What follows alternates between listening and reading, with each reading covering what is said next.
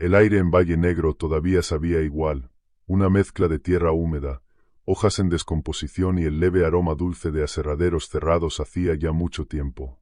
Había pasado la mayor parte de una década intentando olvidarlo, cambiando las densas colinas de los Apalaches por el polvo y la roca de lugares donde no tenía ningún derecho a estar. Pero el ejército ya había terminado conmigo. Y este rincón tranquilo de Ohio era el único lugar que aún se sentía como un ancla.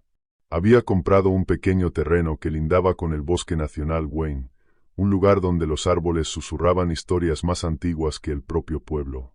El plan era simple: arreglar la cabaña, mantenerme apartado y dejar que el silencio se me metiera en los huesos hasta que el zumbido en mis oídos por fin se desvaneciera. Ese plan duró exactamente 3 semanas. El silencio aquí no era pacífico, era vigilante. Todo empezó con conversaciones triviales en la tienda del pueblo, esa clase de chisme en voz baja que viaja más rápido que un incendio de maleza. Los Cuervo, una familia con una granja pegada al borde del bosque, habían desaparecido. No habían empacado para irse. Habían desaparecido. Su camioneta estaba en la entrada. La cena a medio comer seguía sobre la mesa. El ganado mugía en los campos, sin alimentar y agitado. El departamento del sheriff llevaba días peinando la zona, sin encontrar nada más que barro removido y una creciente sensación de pavor. El sheriff Salgado se presentó en mi porche 2 días después. Era un hombre desgastado por su cargo, con el rostro como un mapa de problemas locales. Nos conocíamos desde la secundaria, antes de que yo me fuera a jugar al soldado. Marcos, dijo, saltándose las cortesías y aceptando el café que le ofrecí. Oí que habías vuelto. Pensé que debía pasarme por aquí, ya que ahora eres el vecino más cercano de los Cuervo. ¿Tienen algo sobre ellos?, pregunté, apoyándome contra la barandilla. Sacudió la cabeza, mirando hacia aquella pared verde. Eso era el Wayne. Nada claro. Encontramos huellas. Ese es el problema. Están por todo el borde de su propiedad. Dio un largo sorbo de café. Son bípedas. La zancada es enorme, casi 9 pies entre paso y paso. Lo que sea que dejó esas huellas tiene una zancada más amplia que cualquier hombre que haya visto. Es como si algo pesado intentara caminar como una persona y no terminara de hacerlo bien. El suelo está destrozado, pero no hay marcas de vehículos, ni señales de pelea en la casa. Simplemente se los llevó caminando hacia los árboles. Mi entrenamiento de guardabosques se activó antes de que pudiera impedirlo. Una zancada de 9 pies significaba una altura inmensa o una forma de andar antinatural. Bípedo significaba que no era un oso. La ausencia de lucha significaba sumisión o un secuestro increíblemente rápido. ¿Alguna otra señal? Solo una cosa, dijo Salgado, bajando la voz. El equipo forense encontró algunos pelos enganchados en la cerca de alambre de púas. No son de oso, ni de coyote, ni de ciervo. No coinciden con nada en la base de datos. El técnico del laboratorio lo llamó canino, pero anómalo. Terminó su café y dejó la taza. Ten cuidado aquí fuera, Marcos. Cierra bien las puertas. El bosque ya no es lo que era. Más tarde esa semana, conduje mi camioneta por un camino de tierra para ver a un viejo amigo, un forestal estatal llamado Álvaro. Vivía en una pequeña cabaña más adentro de la reserva, un hombre que conocía los estados de ánimo del bosque mejor que los suyos propios. Compartimos una petaca de bourbon mientras el sol se desangraba detrás de las crestas. ¿Los estás oyendo por la noche?, preguntó Álvaro, con los ojos fijos en la línea de los árboles. ¿Oyendo qué? Las llamadas, dijo. Empezaron hace un mes. No son coyotes, y desde luego no son malditos osos negros. Es un aullido. Sí, pero termina en algo más, como una señal, un rugido gutural y profundo que hace temblar las malditas ventanas. Se están coordinando. Uno llama desde la cresta norte, otro responde desde la hondonada, como si estuvieran trazando un mapa de las cosas. La sangre se me heló. Señales coordinadas. Posicionamiento táctico. Eso no era comportamiento animal. Era comportamiento de caza. La inquietud me siguió hasta el pueblo. El bar local, el Poorhouse, zumbaba con la multitud habitual de los viernes por la noche, pero una nueva tensión colgaba en el aire. En una mesa de la esquina, los vi. Un grupo de 4 hombres y una mujer reunidos alrededor de una mesa cubierta de mapas topográficos y lo que parecían esquemas de sensores. No eran del lugar. Su equipo estaba demasiado limpio, sus posturas demasiado rígidas. Llevaban ropa práctica de campo, y los bultos bajo sus chaquetas no eran barrigas cerveceras. Se movían con la intensidad silenciosa de personas que estaban allí con un propósito. El hombre que parecía ser su líder cruzó la mirada conmigo. Tenía unos 40 y tantos años, mandíbula cuadrada y esa clase de ojos cansados y conscientes que yo había visto en incontables oficiales. Asintió para que me acercara. «Tú eres Marcos Walden», dijo cuando me aproximé. No era una pregunta. «Soy Bruno Salvatierra». Su apretón de manos fue firme, el agarre de un marine. Presentó a los demás, soltando sus nombres y funciones con eficiencia militar. Luego fue directo al grano. Oímos que un antiguo explorador de los Rangers acaba de volver a la zona. Alguien que conoce estos bosques y sabe rastrear algo más que ciervos. Bruno habló con la mirada fija, sin apartarla. Estamos aquí por lo que se llevó a los Cuervo. Somos un equipo privado. Cazamos cosas que las fuerzas del orden no están preparadas para manejar. Estaba a punto de despacharlo como algún fanático perseguidor de críptidos, pero la mujer, su especialista en tecnología, deslizó una tableta por la mesa. Esto fue recuperado de una cámara de sendero en una propiedad a 2 millas al sur de los Cuervo, dijo. La marca de tiempo es de la noche en que desaparecieron. La tomé. El vídeo era granulado, filmado en el verde fantasmal del infrarrojo. Mostraba un comedero para ciervos, unas cuantas ciervas comiendo con cautela. Entonces sus cabezas se levantaron de golpe y salieron disparadas. La cámara tembló ligeramente. Desde el lado derecho del encuadre, algo emergió de las sombras. Caminaba sobre 2 largas patas digitígradas, como las patas traseras de un perro. Sus brazos eran demasiado largos y terminaban en lo que parecían enormes manos con garras. Era delgado, casi esquelético, pero se movía con una potencia fluida y aterradora. Se detuvo, girando la cabeza. El cuello era antinaturalmente largo, y encima de él había una estrecha cabeza canina con un hocico lleno de dientes. Exploró el claro durante un momento antes de fundirse de nuevo con la oscuridad. No era un hombre con un traje. No era un oso con sarna. La forma en que se movía era depredadora, antigua. Se movía como si el bosque le perteneciera.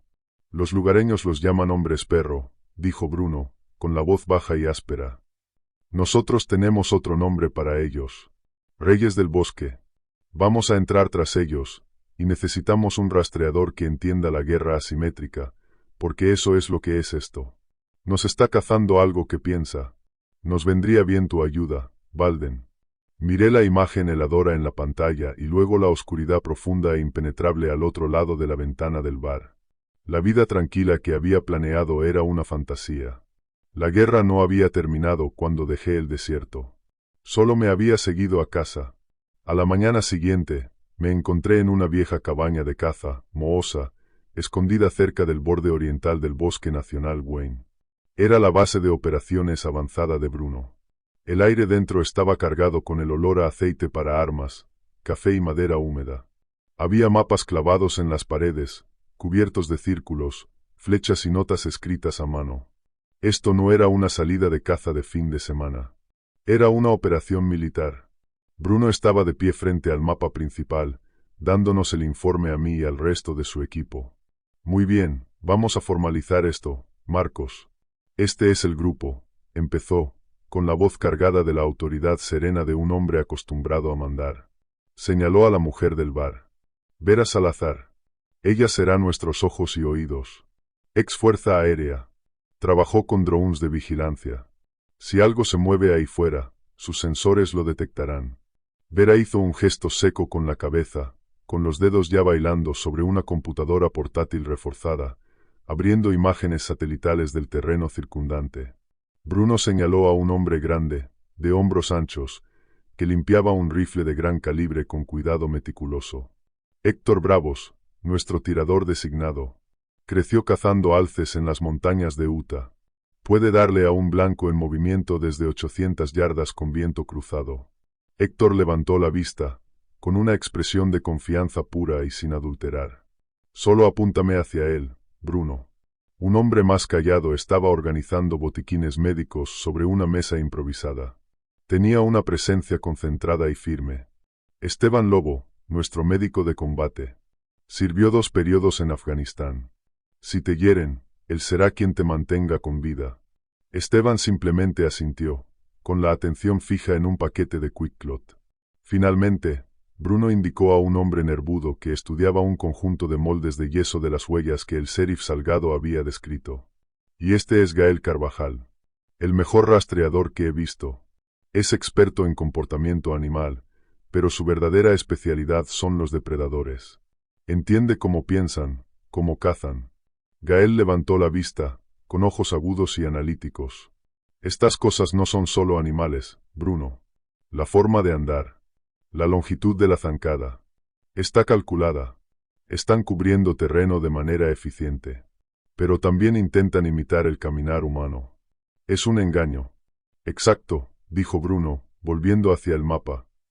Lo que nos lleva a aquello con lo que estamos tratando. Olviden lo que han visto en las películas. No son hombres lobo. No hay transformación, ni tonterías de balas de plata. Creemos que son una especie reliquia, una rama de depredador profundamente aislada que ha sobrevivido en estas montañas durante siglos, quizá milenios.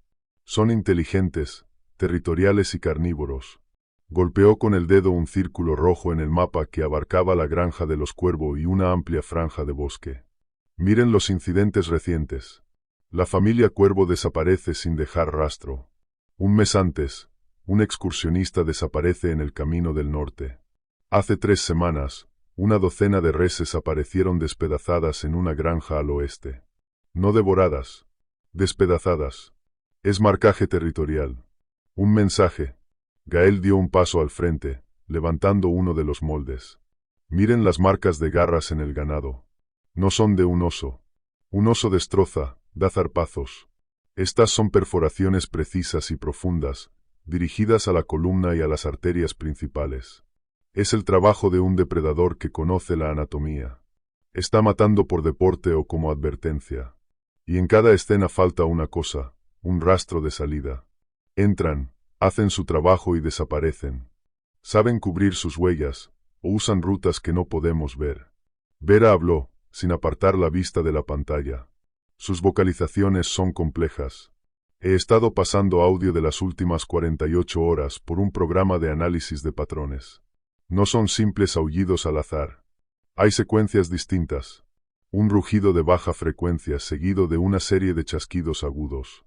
Creo que el rugido es una señal de largo alcance para establecer ubicación. Y los chasquidos son órdenes de corto alcance. Están hablando entre ellos. Las piezas empezaban a encajar, formando una imagen que me erizó el vello del brazo. Esto no era solo una cacería de un monstruo. Nos estábamos preparando para enfrentarnos a un enemigo que usaba tácticas de armas combinadas, vigilancia, guerra psicológica y movimientos coordinados. Usan el miedo como arma, continuó Bruno, con voz sombría. Observan a un objetivo durante días, aprenden sus rutinas. Hacen ruido en el borde de una propiedad, poniendo a prueba las reacciones. Te dejan verlos por un instante entre las sombras, lo justo para hacerte dudar de tu cordura. Miré al equipo. Eran profesionales, cada uno experto en su campo, pero se enfrentaban a un enemigo con la ventaja definitiva del terreno propio. Un enemigo que había estado perfeccionando su oficio en estos bosques desde antes de que llegaran los primeros colonos. Estoy dentro, dije. Las palabras salieron antes de que hubiera procesado del todo la decisión. Pero con una condición. Operamos bajo disciplina estricta. Nadie va a ninguna parte solo. Mantenemos disciplina de ruido y luz por la noche. Nos movemos con separación táctica. Tratamos esto como una patrulla de combate, no como una partida de caza. Los labios de Bruno se curvaron en una media sonrisa. Por eso te quería, Walden. No lo haría de ninguna otra manera. Dio una palmada. Muy bien, prepárense. Salimos en 30 minutos. Nuestra base de operaciones inicial es esta cabaña. Haremos patrullas de reconocimiento de corto alcance desde aquí. Estableceremos un perímetro con los sensores de Vera e intentaremos atraerlos. Tenemos que confirmar cuántos son y encontrar su guarida. El ambiente en la cabaña cambió. La concentración silenciosa se intensificó mientras todos comenzaban sus preparativos finales. Héctor metió una bala en la recámara, el sonido resonando con una sensación definitiva. Esteban empacó torniquetes extra. Gael estudió sus mapas una última vez. Vera calibró un pequeño dron parecido a una avispa.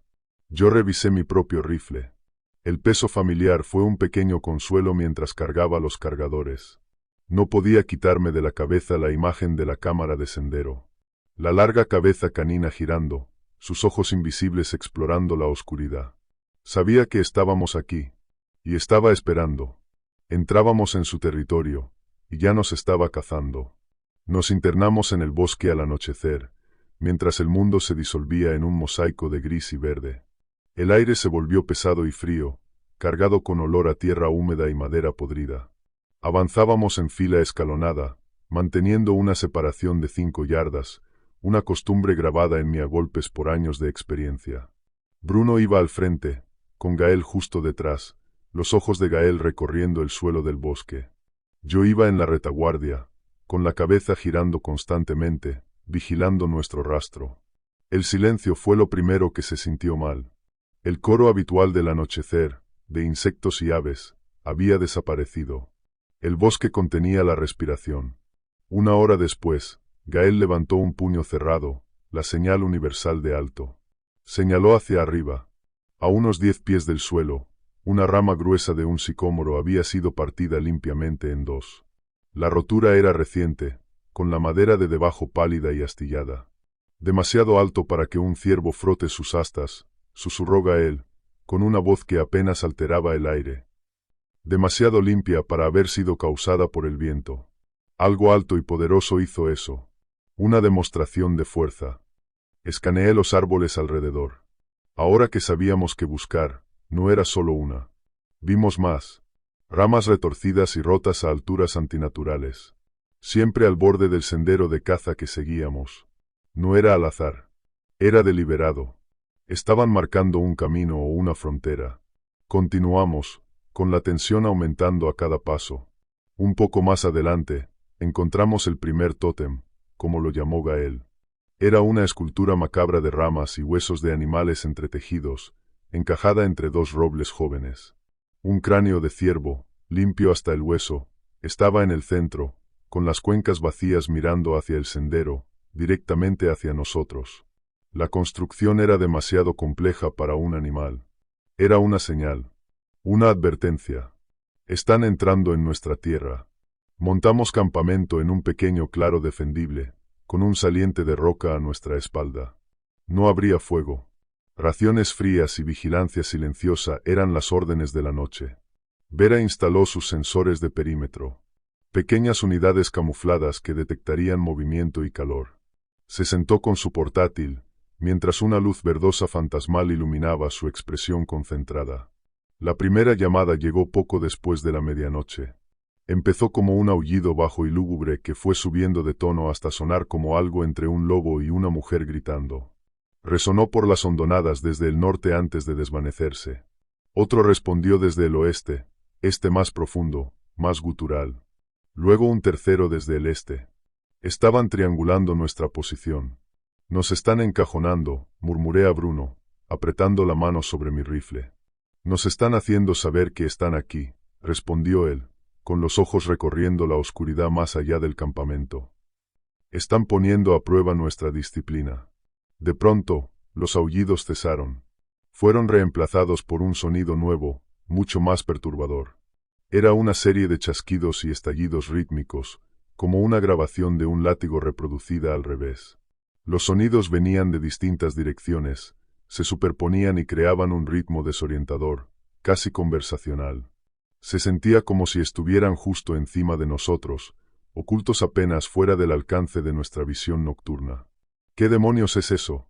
Respiró Héctor, con el rifle apretado contra el hombro.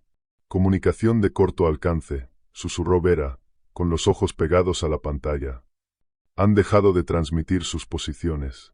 Están coordinando una aproximación. Lanzó su dron más pequeño, una máquina oscura parecida a un insecto que ascendió casi en silencio hacia el dosel. La transmisión apareció en su pantalla. Todos nos agrupamos alrededor, observando la imagen térmica. «Los tengo», dijo ella, señalando la pantalla. 2 firmas térmicas de un naranja brillante se movían entre los árboles a unas 200 yardas de nuestra posición. No avanzaban en línea recta. Se movían en ráfagas cortas, de un punto de cobertura al siguiente. Un avance táctico perfecto. Mientras uno se movía, el otro permanecía quieto, proporcionando cobertura. Luego cambiaban. Se me cerró el estómago. Yo había usado esa misma técnica de avance por saltos con cobertura cientos de veces en el campo. Esto no era un animal cazando por instinto. Era una unidad entrenada ejecutando una maniobra. «Solo están observando», dijo Gael, con la voz tensa. «No se comprometen. Nos están estudiando». Como si fuera una señal, las firmas térmicas se fundieron con el fondo más frío del bosque y desaparecieron. Los chasquidos cesaron. El bosque volvió a quedar en silencio. Pero ahora ese silencio estaba lleno de una amenaza palpable. 1 hora antes del amanecer, mientras una niebla fría empezaba a serpentear entre los árboles, hice un lento barrido del perímetro del campamento. Cerca del borde occidental, lo encontré. Un rastro tenue, casi invisible, que se alejaba de nuestra posición. Había sido ocultado deliberadamente. Habían barrido hojas y tierra sobre las huellas, pero no a la perfección. Un parche de musgo estaba raspado. Una pequeña piedra, volteada. Esto era técnica de campo. Alguien, o algo, se había acercado a menos de 50 pies de nuestro campamento, nos había observado y se había escabullido sin activar los sensores de Vera. Debió de moverse con una lentitud dolorosa, imitando la temperatura del entorno. Una hazaña de sigilo que habría impresionado a un operador de fuerzas especiales. Les estaba mostrando a Bruno y a Gael el rastro camuflado cuando un golpe repentino y violento llegó desde nuestro campamento. Giramos de inmediato, rifles en alto. Una roca del tamaño de un puño había abierto un agujero en el techo de chapa corrugada de un pequeño cobertizo deteriorado al borde del claro. Esteban y Héctor ya estaban allí, con las armas apuntando hacia los árboles.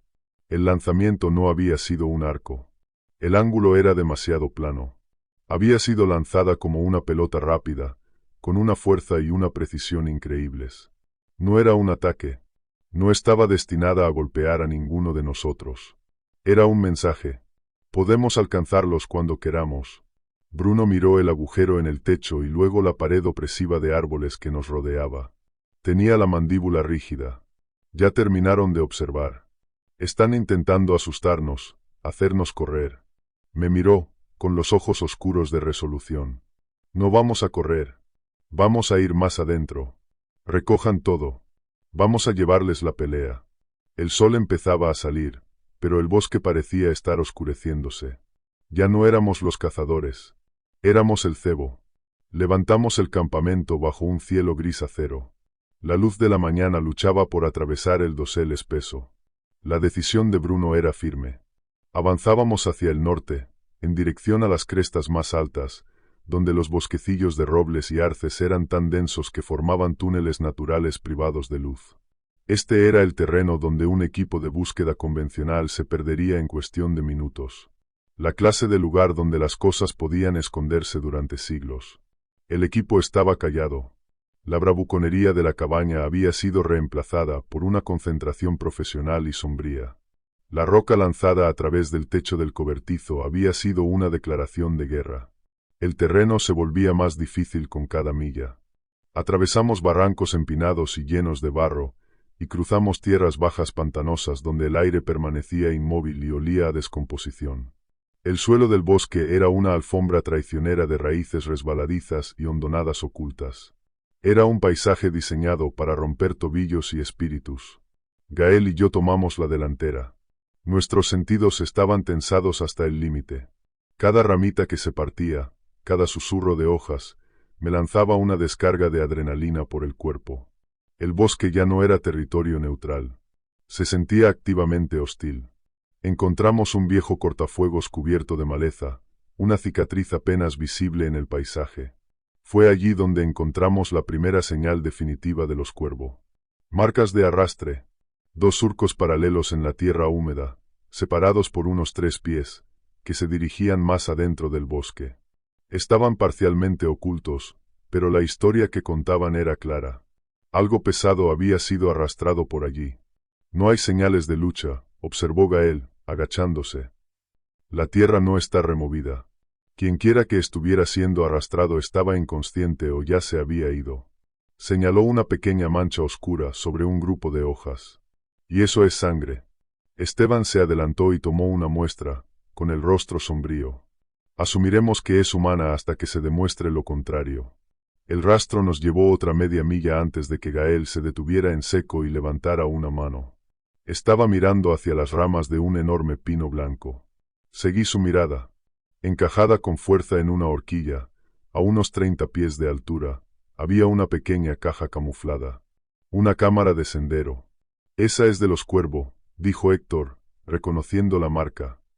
¿Por qué demonios está ahí arriba? La respuesta era escalofriantemente obvia.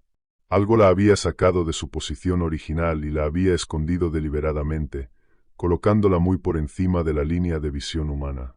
Algo que entendía lo que era y no quería que le tomaran una foto. Héctor, por ser el trepador más ágil, se ofreció a recuperarla. Subió deslizándose por el tronco, desenredó el dispositivo y lo bajó. Vera lo tomó, con expresión severa. La carcasa está agrietada y hay humedad en la lente, pero la tarjeta de memoria parece intacta. La conectó a su tableta. Nos agrupamos alrededor mientras trabajaba. La mayoría de los archivos estaban dañados, pero consiguió rescatar los últimos 30 segundos de grabación. El vídeo cobró vida con parpadeos. Era de noche. La imagen infrarroja mostraba el porche trasero de los Cuervo. La pantalla estaba llena de estática. Una forma se movió en el borde del encuadre. Era alta y demacrada. Luego la cámara fue arrancada bruscamente de su soporte. El mundo se convirtió en un borrón violento y mareante de verde y negro. Durante un segundo horrible, un rostro llenó la pantalla. Un largo hocico canino, los labios retraídos para revelar colmillos amarillentos. Pero los ojos eran lo peor. No eran ojos de animal. Eran oscuros, inteligentes y estaban llenos de una malevolencia fría y llena de odio. Luego la pantalla se volvió negra. Un silencio pesado cayó sobre el grupo. Verlo en una pantalla dentro de un bar era una cosa. Ver los últimos momentos de la vida de una familia grabados a través de la lente de su propia cámara robada era algo completamente distinto. Seguimos adelante. El bosque se volvía más oscuro y claustrofóbico. Los árboles estaban marcados con arañazos recientes, surcos profundos en la corteza. No eran rasguños al azar. Reconocí el patrón. Era una agrupación de 3 garras repetida a intervalos regulares. Era un marcador de ruta. Un sistema de orientación para algo que se movía de noche. Pero más que eso, las marcas estaban inclinadas alejándose del sendero.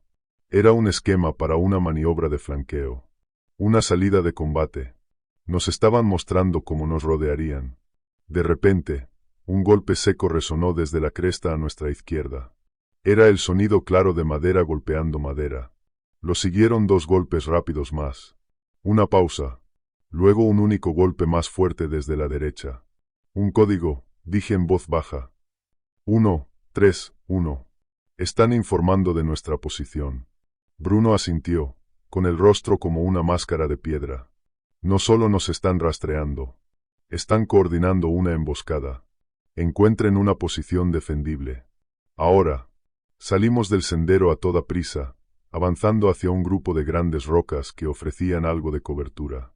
El sol se estaba poniendo, proyectando sombras largas y distorsionadas que parecían retorcerse y estirarse hacia nosotros. Cuando cayó la noche, el sonido empezó de nuevo.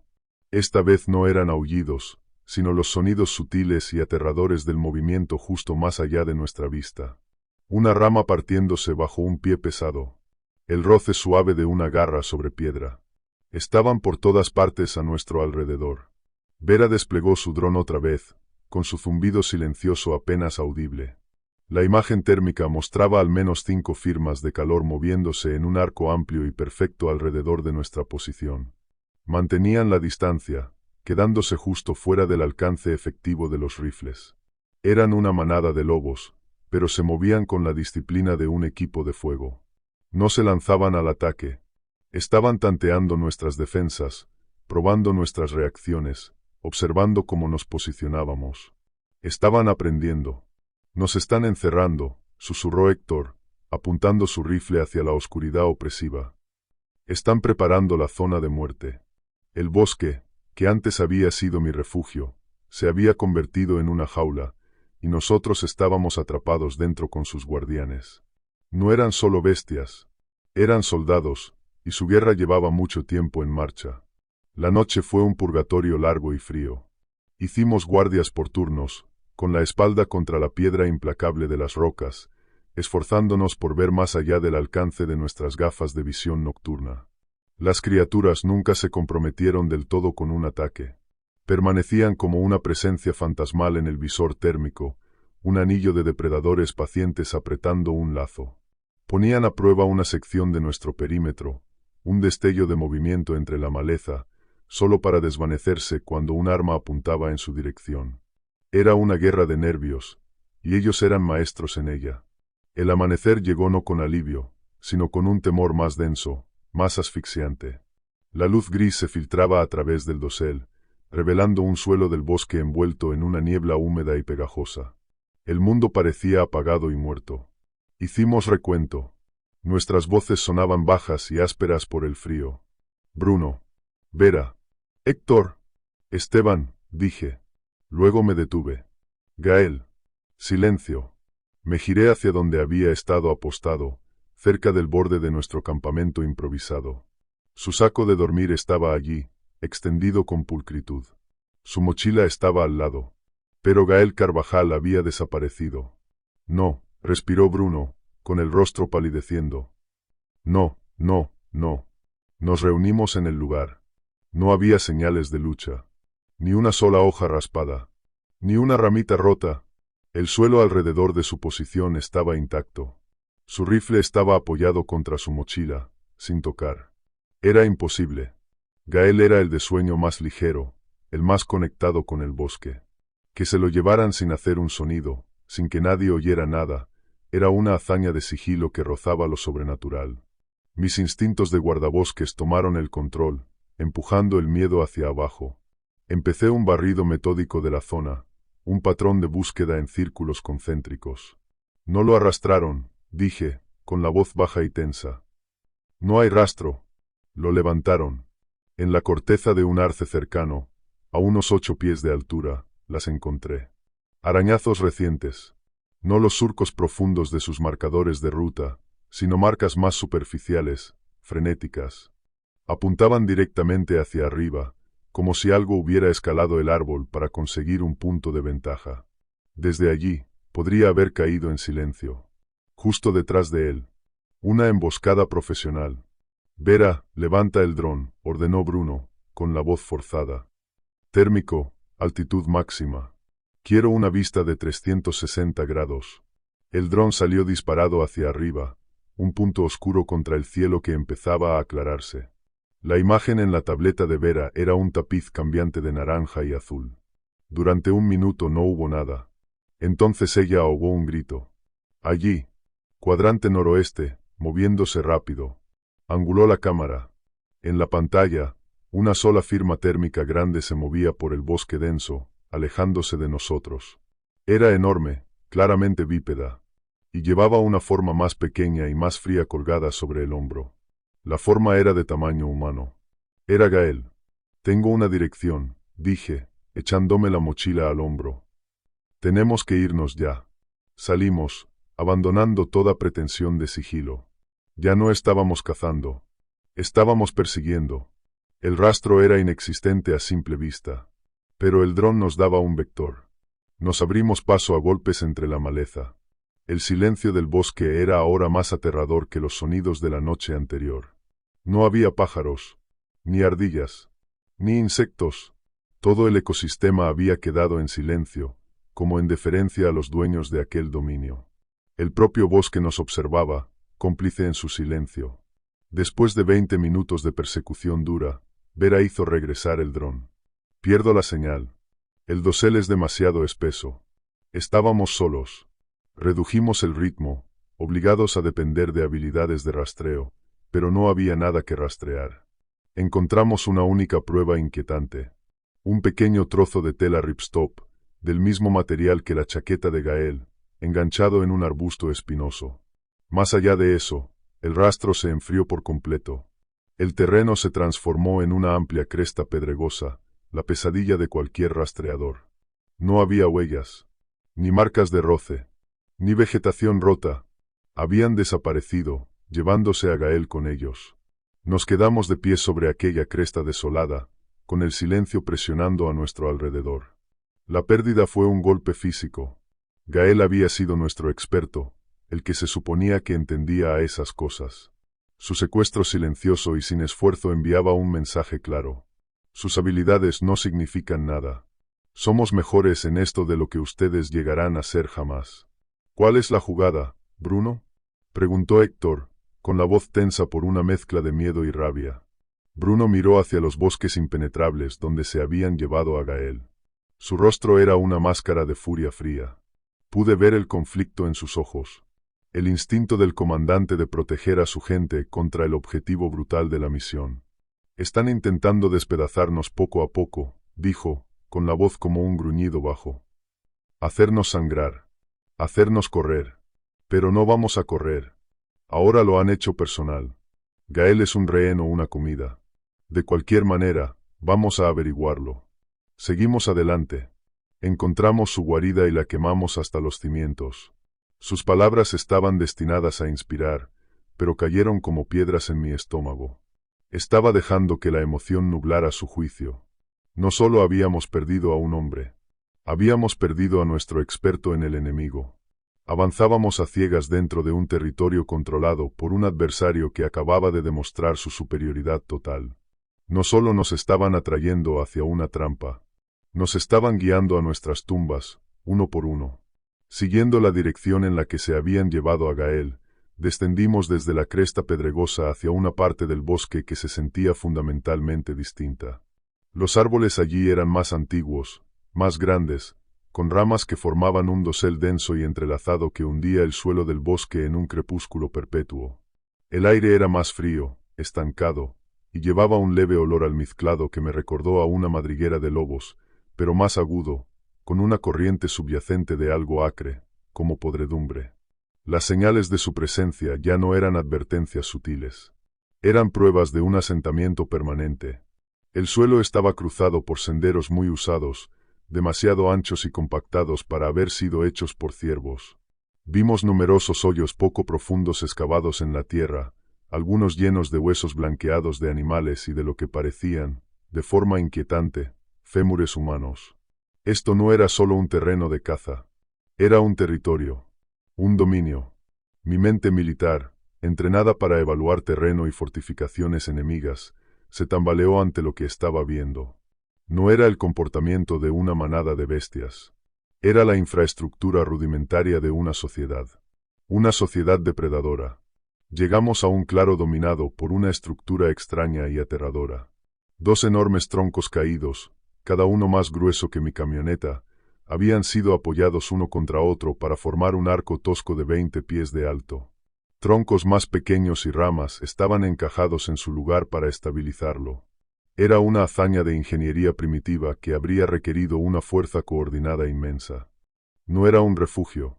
Era un monumento. Una puerta. Mientras nos acercábamos con cautela al arco, un nuevo sonido llegó hasta nosotros, transportado por el aire muerto. Era una serie de chasquidos y estallidos bajos y guturales, la misma comunicación de corto alcance que habíamos oído durante la noche, pero esta vez era conversacional. Había tonos distintos, ritmos distintos, un ida y vuelta que sonaba como varios individuos comunicándose. Estaban cerca. Bruno nos hizo señas para cubrirnos en un matorral de rododendros. Desde nuestro escondite podíamos ver la zona más allá del arco. Era una gran depresión natural en el terreno, casi como un anfiteatro, y estaba activa. Dos de las criaturas estaban allí. Se movían con propósito. Arrastraban el cadáver de un ciervo hacia una abertura oscura en la ladera, que parecía la entrada de una cueva o madriguera. Verlas bajo la tenue luz del día era mucho peor que las imágenes infrarrojas granuladas. Su piel gris negruzca estaba estirada sobre músculos fibrosos.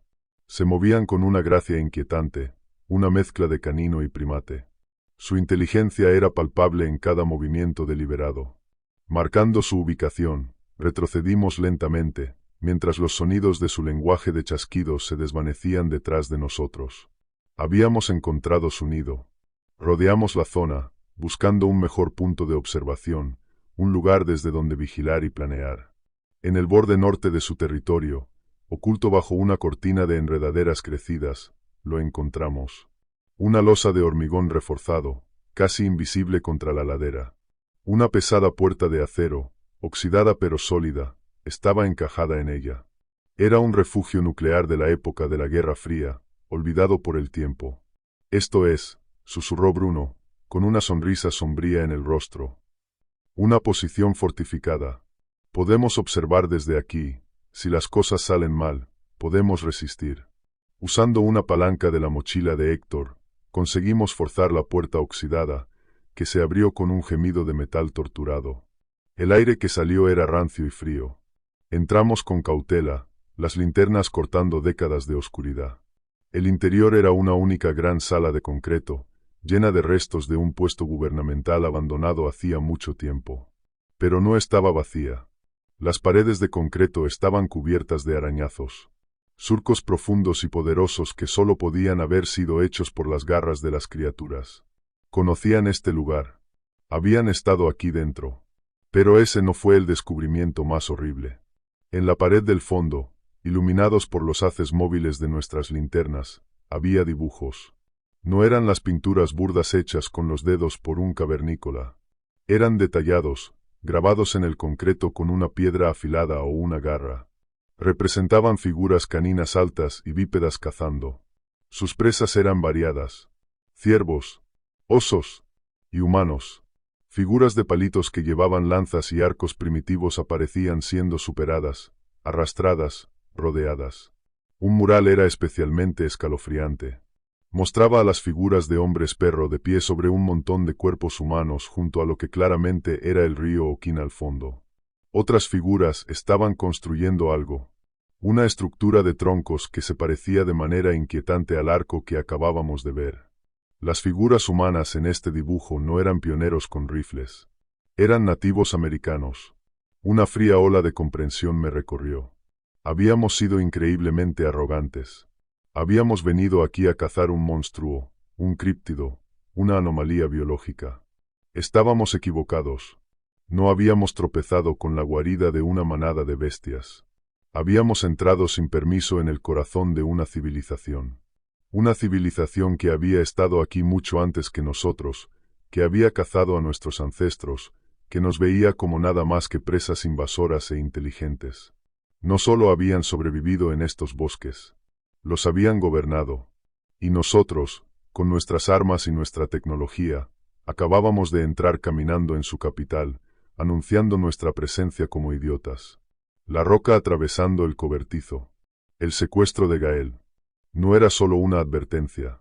Era una respuesta táctica de un enemigo pensante defendiendo su tierra. No éramos los cazadores. Habíamos sido la presa desde el momento en que pusimos un pie en su bosque. La pesada puerta de acero del búnker se cerró con un estruendo metálico, el sonido resonando en la caja de concreto como un clavo de ataúd. Estábamos sellados dentro, pero no se sentía como seguridad. Se sentía como si acabáramos de encerrarnos en una tumba. Bruno empezó de inmediato a dar órdenes, con la voz afilada, sacándonos del horror de los dibujos en la pared. Esteban, Héctor, barricaden esa puerta. Usen cualquier cosa que encuentren. No quiero que se mueva ni un poco. Vera, coloca tus sensores apuntando a la entrada y a los conductos de ventilación. Quiero saber en el segundo en que se acerquen. Marcos, conmigo. Tenemos que encontrar posiciones de tiro. El búnker tenía un diseño simple. Una única sala grande con otra más pequeña a un lado, probablemente para un generador. Dos estrechos conductos de ventilación, cubiertos por rejillas oxidadas, estaban en lo alto de las paredes, cerca del techo, ofreciendo el único otro punto de entrada además de la puerta principal. Eran demasiado pequeños para que pasara un hombre. Pero para las criaturas demacradas y antinaturalmente flexibles que habíamos visto, era una posibilidad que no podíamos ignorar. Héctor y Esteban apuntalaron la puerta con viejos casilleros metálicos y una mesa pesada, creando una barricada sólida. Vera colocó detectores de movimiento y sensores térmicos afuera, pasando los cables delgados por debajo de la puerta antes de sellarla. Encontré 2 troneras, ranuras estrechas en el concreto, probablemente para observación, que habían sido cubiertas con placas de acero. Con algo de esfuerzo, conseguimos aflojar una de las placas, creando un campo de tiro estrecho que cubría la aproximación al búnker. No era mucho, pero era mejor que estar ciegos. Mientras la oscuridad caía afuera, el mundo dentro de nuestra caja de concreto se convirtió en una burbuja de silencio tenso, roto solo por el zumbido del equipo de Vera y nuestra propia respiración irregular. Nos sentamos con la espalda contra las paredes, los rifles sobre el regazo, esperando. Los dibujos de antiguas cacerías parecían burlarse de nosotros desde las paredes. El ataque comenzó sin un sonido. «¡Contacto!», susurró Vera, con los ojos abiertos de par en par. «Múltiples firmas térmicas. Están saliendo de la entrada de la madriguera. Vienen hacia aquí. Rápido». En su pantalla, vimos una docena de figuras naranjas desprenderse de la ladera y fluir hacia nuestra posición como un río de calor. No aullaban ni rugían. Se movían con un propósito silencioso y escalofriante. Sabían exactamente dónde estábamos. La primera prueba fue una finta. 3 de ellos se lanzaron contra la puerta principal, sus formas enormes apareciendo en nuestra estrecha tronera durante una fracción de segundo antes de desaparecer en el punto ciego de abajo. Contuvimos el fuego. Era un movimiento clásico para revelar nuestras posiciones y hacernos desperdiciar munición. «Se están dividiendo», informó Vera, con la voz tensa. 3 en la puerta. 4 rodean hacia el muro oeste. Los demás, no lo sé. Desaparecieron del térmico. Están usando el terreno para ocultar su calor.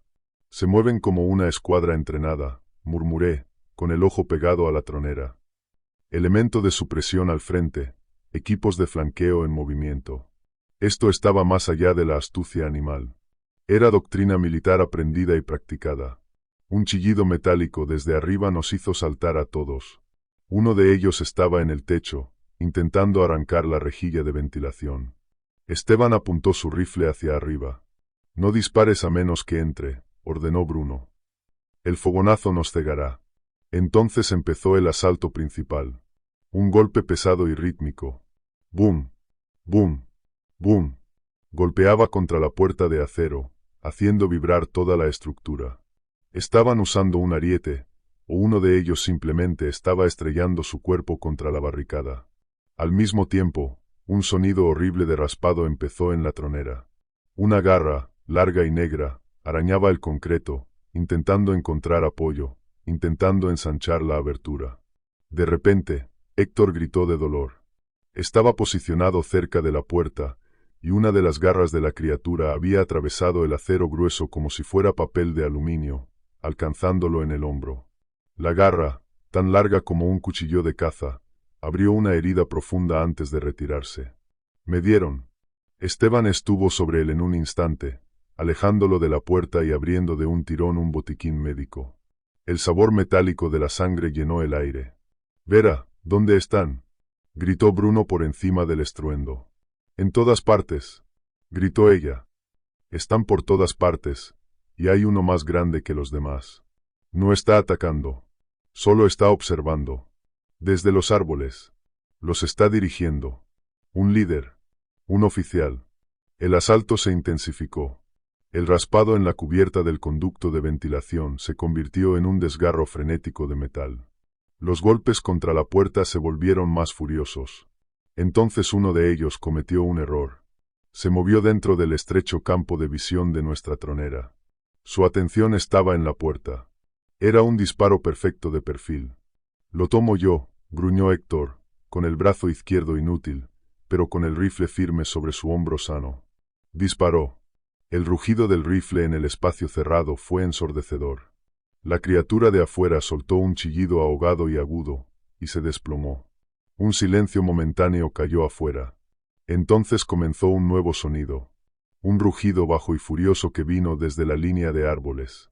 Era el patriarca. Estaba enfurecido.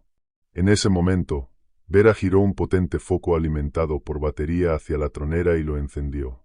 El haz cortó la oscuridad, iluminando a la criatura que Héctor había abatido.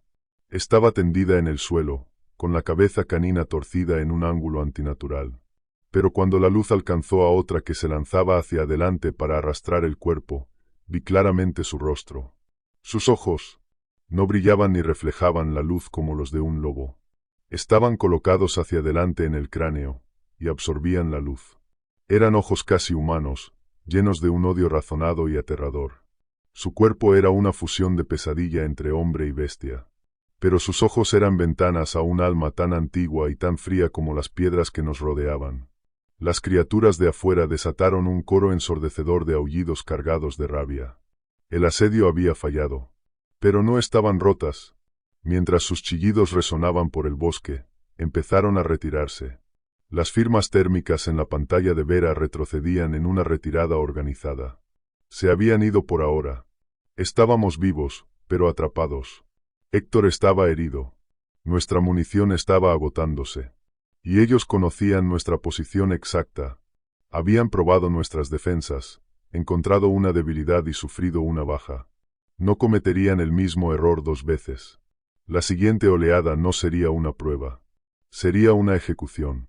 El silencio que siguió a su retirada era pesado y asfixiante. Esteban había conseguido detener la hemorragia en el hombro de Héctor, pero la herida era profunda, y un brillo febril ya empezaba a invadir los ojos del tirador. Nos estábamos quedando sin agua, y el aire del búnker se volvía escaso y fétido. Volverán antes del amanecer, declaró Bruno, con la voz plana. Vendrán con un nuevo plan. Colapsarán los conductos de ventilación o encontrarán una forma de arrancar la puerta de sus bisagras. No podemos ganar una guerra de desgaste aquí. Tenía razón. Quedarnos allí era una sentencia de muerte. Nuestra única oportunidad era movernos. Hay un afluente del río Oquín a unas 3 millas al este de aquí, dije, señalando una línea en mi mapa. Corre por un barranco profundo. El terreno es difícil, pero ofrece una ruta directa para salir de su territorio central. Si podemos llegar al agua, cubrirá nuestro olor y nuestro rastro. Es nuestra única oportunidad de extracción. Era un plan desesperado. Una apuesta de alto riesgo. Abandonaríamos nuestra única cobertura sólida para correr por un bosque abierto controlado por un enemigo más rápido, más fuerte y que conocía el terreno íntimamente. Es una posibilidad remota, pero es la única que tenemos, aceptó Bruno. Nos movemos en 5 minutos. Dejamos todo lo que no sea esencial. Munición, agua y suministros médicos solamente. Desmontamos la barricada. El raspado del metal era lo bastante fuerte como para despertar a los muertos. Cada sonido se sentía como una traición. Cuando entreabrimos la pesada puerta de acero, el aire fresco de la noche se sintió como una bofetada en la cara. El bosque estaba completamente negro y en silencio. El cuerpo de la criatura que habíamos abatido había desaparecido. Habían recuperado a su muerto. Salimos en una formación cerrada de diamante, conmigo en punta y Bruno cubriendo la retaguardia. Héctor, apoyándose con fuerza en Esteban, iba en el centro. Avanzamos tan silenciosamente como pudimos por un viejo camino maderero cubierto de maleza, una cicatriz tenue visible solo con visión nocturna. El suelo del bosque era un campo minado de hojas secas y ramitas quebradizas. Cada paso era un trueno en aquel silencio antinatural. Habíamos recorrido quizá media milla cuando volvió la sensación de estar siendo observados. Un escalofrío frío en la nuca. Habían vuelto. El primer sonido fue un leve susurro a nuestra derecha. Luego el crujido de una ramita a nuestra izquierda. Nos estaban siguiendo desde las sombras, moviéndose en paralelo a nuestro camino, manteniéndose justo dentro de las partes más espesas de la maleza. No estaban atacando. Nos estaban acosando. Vi un destello de movimiento a través de mi mira. Una forma alta y oscura deslizándose entre 2 robles antiguos. Nos seguían el ritmo sin esfuerzo, sus largas zancadas devorando la distancia. La presión psicológica era inmensa. Querían que entráramos en pánico, que corriéramos a ciegas y nos agotáramos. Cuando nos acercábamos a una zona pantanosa, un lugar donde el suelo era blando y el movimiento lento, uno de ellos hizo una maniobra audaz. Salió de su cobertura, una silueta fugaz contra el cielo apenas menos negro, y cruzó corriendo un claro a unas 100 yardas por delante de nosotros. Era una maniobra deliberada para cortar nuestra ruta, para obligarnos a ir hacia el sur, lejos del río y más adentro de un cañón cerrado. Nos estaban canalizando hacia una zona de muerte preseleccionada. Nos están flanqueando. Intentan hacernos girar, gritó Vera. No cambiamos de rumbo, dije, con la voz baja y urgente. Esperan que reaccionemos. Seguimos adelante. Me quedaba un último truco bajo la manga. De mi mochila saqué un pequeño bloque de C4 y un detonador remoto, algo que había traído para despejar obstáculos. Era un riesgo, pero era nuestra única oportunidad. Mientras pasábamos junto a un enorme árbol muerto caído, preparé la carga y la metí profundamente en la madera podrida. Cuando de la señal, todos al suelo, susurré por la radio. Dejamos atrás el tronco caído por unas 50 yardas. Los sonidos de nuestros perseguidores se hicieron más fuertes, más cercanos. Estaban cerrando la red, preparándose para el asalto final. ¡Ahora!, grité. Nos tiramos al suelo. Presioné el detonador. La explosión resultante fue un rugido violento y devastador que desgarró el silencio del bosque. El tronco podrido se vaporizó en un destello de luz blanca, enviando una onda expansiva y una lluvia de astillas de madera entre los árboles. Era una distracción. Puro sonido y furia. «¡Vamos, ahora!», gritó Bruno. Nos levantamos a trompicones y corrimos, una carrera caótica y desesperada hacia el río. Las criaturas, momentáneamente aturdidas y desorientadas por la explosión, soltaron aullidos de furia. Habían sido superadas en la maniobra. Su cacería coordinada había sido interrumpida, pero se recuperaron rápido.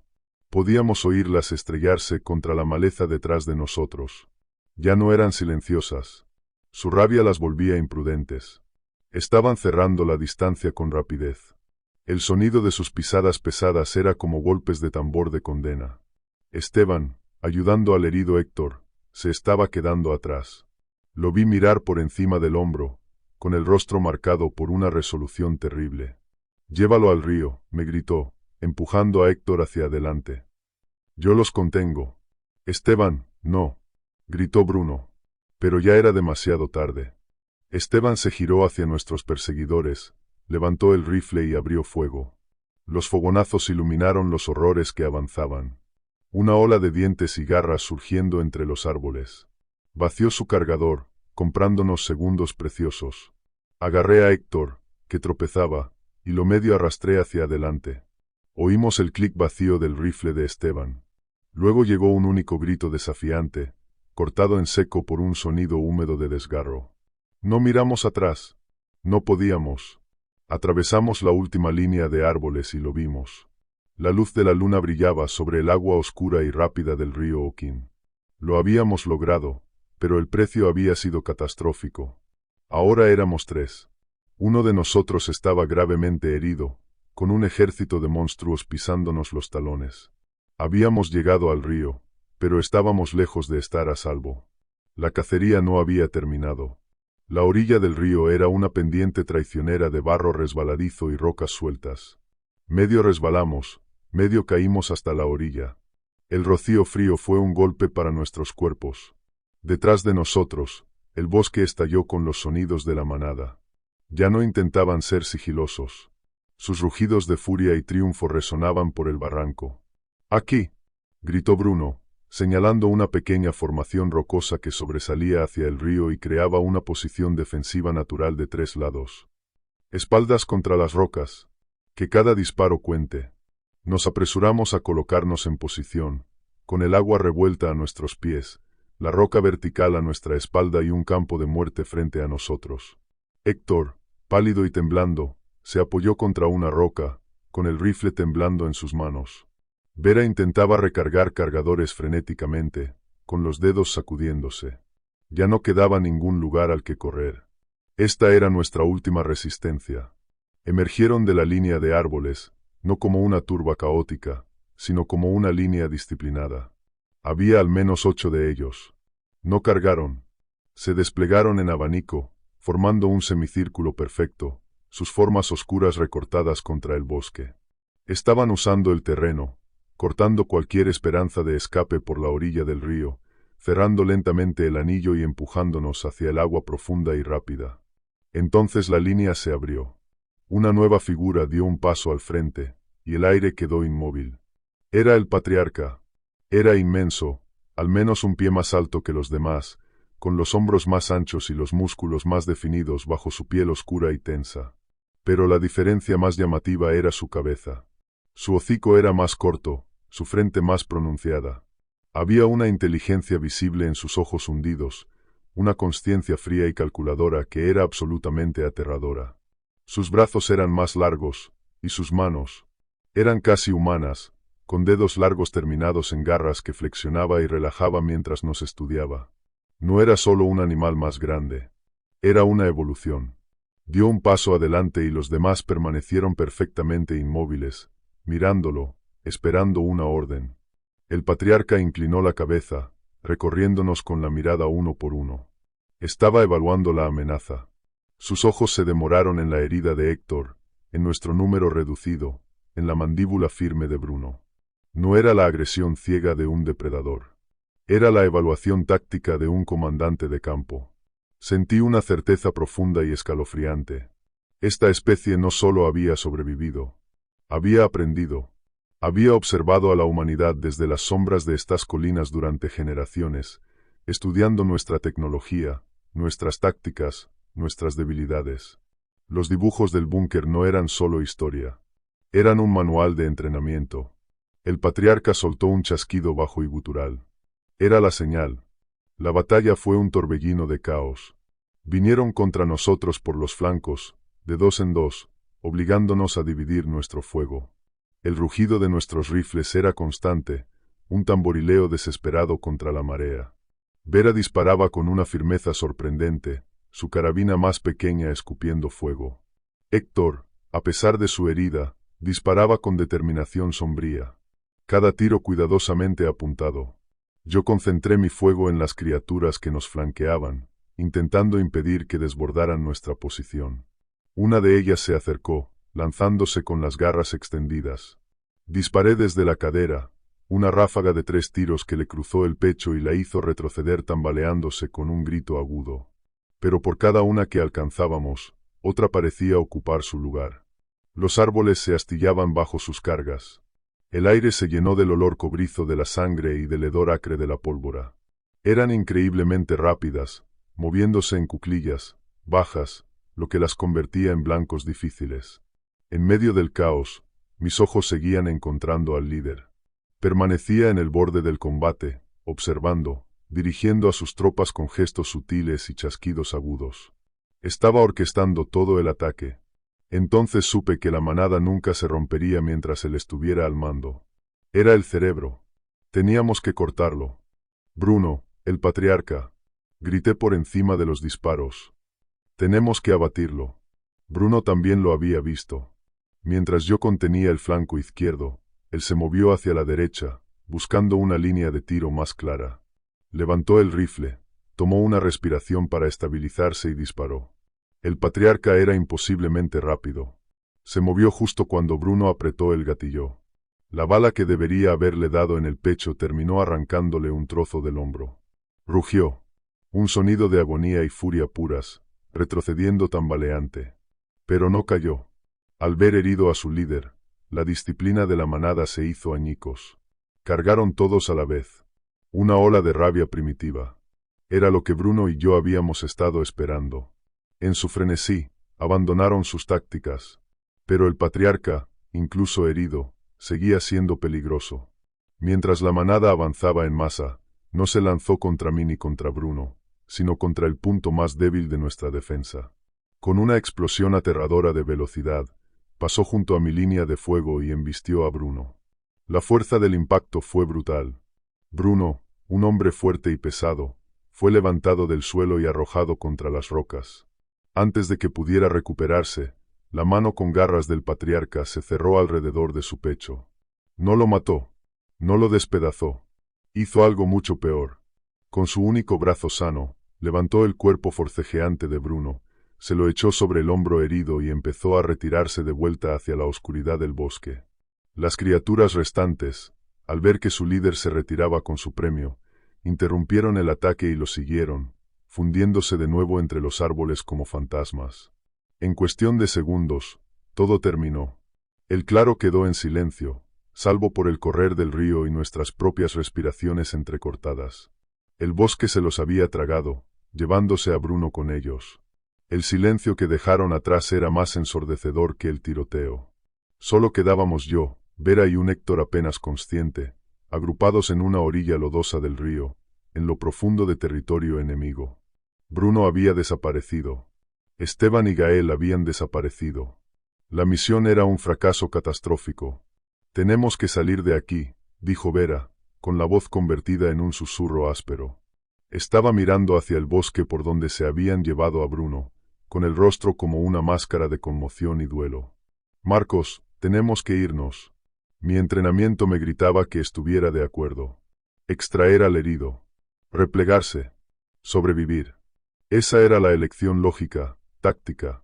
Pero miré a Héctor, sangrando y delirando. Y pensé en Bruno siendo arrastrado hacia la oscuridad. Vivo. Pensé en el sacrificio de Esteban y en el secuestro silencioso y aterrador de Gael. El credo Ranger resonó en mi cabeza. Nunca dejaré atrás a un camarada caído. Tú te llevas a Héctor, dije, con la voz dura. Sigue el río hacia el sur. Al final te llevará hacia la carretera. Manténganse en el agua todo lo que puedan. Es su mejor oportunidad. Vera me miró, con los ojos abiertos por la incredulidad. ¿Qué vas a hacer? Voy a volver, dije, revisando la munición de los cargadores que me quedaban. Tenía 2. No voy a dejarlo. Marcos, eso es una locura. Vas a entrar solo en su nido. Te harán pedazos. Esperan que corra, respondí, con la mirada fija en la línea de árboles oscura y amenazante. No esperan un contraataque. Es la única ventaja que tengo. La ayudé a poner a Héctor de pie. Era un peso muerto, murmurando incoherencias. Vete, dije. No te detengas por nada. Ella dudó, luego asintió, con una expresión mezclada de terror y respeto. Buena suerte, Marcos. Los observé tambalearse río abajo, 2 pequeñas figuras contra una inmensa naturaleza hostil, hasta que la niebla de la mañana se los tragó. Entonces me giré y caminé de vuelta hacia el bosque. El bosque se sentía diferente ahora. El silencio era más pesado, cargado con una nueva clase de energía. Me moví despacio, usando hasta la última gota de experiencia de campo que poseía. Mis sentidos estaban al filo de una navaja. Ya no era un cazador. Era un infiltrado. Un fantasma deslizándose por el corazón de una nación enemiga. Rodeé de vuelta hacia su asentamiento, hacia el gran arco y la madriguera. No entré directamente. Encontré un punto elevado con vista al área donde los habíamos visto por primera vez. El lugar se agitaba con una actividad extraña. Las criaturas se movían de un lado a otro, sus llamadas de chasquidos agitadas, excitadas. Estaban celebrando su victoria. En el centro del claro, lo vi. Una jaula tosca hecha de ramas entretejidas y troncos. Dentro, apenas pude distinguir una forma humana. Bruno. Estaba vivo. No era una reserva de carne. Era una prisión. Lo tenían retenido. Lo estaban estudiando. ¿Pero dónde estaba Gael? Mi mirada recorrió la zona, buscando cualquier otra señal. Cerca de la entrada de una de sus madrigueras, en un pozo profundo excavado en la tierra, vi un trozo de ropa. Era del mismo color que la tela que habíamos encontrado antes. La chaqueta de Gael. Pero el pozo estaba vacío. De repente, los chasquidos cesaron. Todas las criaturas giraron la cabeza en la misma dirección. Hacia mí. Me habían visto. De la madriguera más grande emergió el patriarca. Su hombro herido estaba vendado de forma rudimentaria, con lo que parecían musgo y tiras de piel. Cojeaba ligeramente, pero sus ojos ardían con una inteligencia fría que no se había apagado. Ignoró la jaula. Ignoró a su manada. Caminó directamente hacia la cresta donde yo me ocultaba. Su mirada clavada en mi posición. Lo sabía. Soltó un gruñido bajo y los otros hombres perro retrocedieron, formando un amplio círculo. Esto no era para la manada. Esto era personal. Un desafío. Levanté el rifle, pero sabía que esto no se resolvería a distancia. Esto iba a ser de cerca. Dejé mi cobertura y bajé al claro para enfrentarme a él. Nos rodeamos el uno al otro, dos cazadores en un enfrentamiento silencioso y mortal. Era más grande, más fuerte y más rápido. Pero yo tenía la disciplina de un soldado y toda una vida de entrenamiento para encontrar y explotar la debilidad de un enemigo. Se lanzó, no con las garras, sino con el cuerpo, intentando usar su peso para aplastarme. Me hice a un lado, dejando que su impulso lo llevara de largo, y disparé una sola bala contra su pierna. Apunté a la rodilla. Aulló de dolor y furia, con la pierna cediendo. Estaba herido, pero lejos de estar incapacitado. Giró, barriendo con su brazo sano, con garras que podían abrirme el vientre en un segundo. Me tiré al suelo, las garras silbando sobre mi cabeza, y rodé hacia un lado. Me incorporé con mi cuchillo de combate en la mano. El rifle era demasiado lento a esa distancia. La criatura cargó otra vez, esta vez sobre 3 extremidades. Una masa furiosa y gruñente. No recibí la carga de frente. Usé mi entrenamiento Ranger, el mismo entrenamiento que ellos habían imitado de forma tan horrible. Amagué hacia la izquierda, y cuando se comprometió, me lancé bajo y hacia la derecha, hundiendo el cuchillo profundamente en el músculo de su hombro herido. Chilló, un sonido horriblemente humano, y me arrojó lejos. Caí con fuerza al suelo, quedándome sin aire. El patriarca se alzó sobre mí, la sangre cayendo a chorros de sus heridas, el pecho agitándose. Sus ojos inteligentes estaban llenos de una comprensión naciente. Me había subestimado. Había confundido a un soldado con una simple presa. Con su última gota de fuerza, levantó una mano con garras para asestar el golpe mortal final. Disparé desde el suelo la última bala de mi pistola.